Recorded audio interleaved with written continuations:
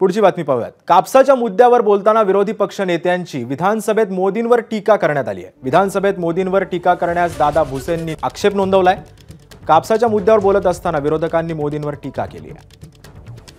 महाराष्ट्रातील विदर्भ आणि मराठवाडा हा कापूस उत्पादकांचा एक बेल्ट काय तो परिसर म्हणून आपण ओळखतो। अध्यक्ष महोदय, खरं तर मी अनेक त्या ठिकाणी स्वतःही बोंडअळीचा प्रादुर्भाव झाला त्यावेळेस गेलो होतो, अतिवृष्टी झाली।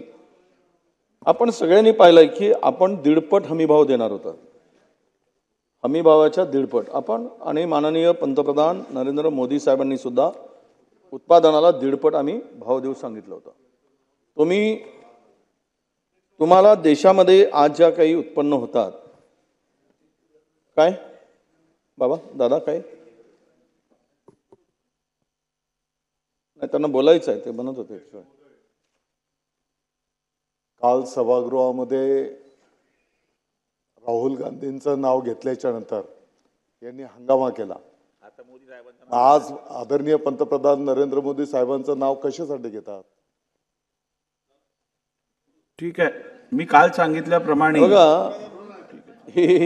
अहो राहुल गांधी पंतप्रधान नाहीत, देशाचे पंतप्रधान नरेंद्र मोदी आहेत। पॉलिसीवर बसून घ्या कोणावर बोलायचं, एवढी मिरची मुद्द्यावर या, कारण नाही, मुद्द्यावर या। एबीपी माझा, उघडा डोळे बघा नीट।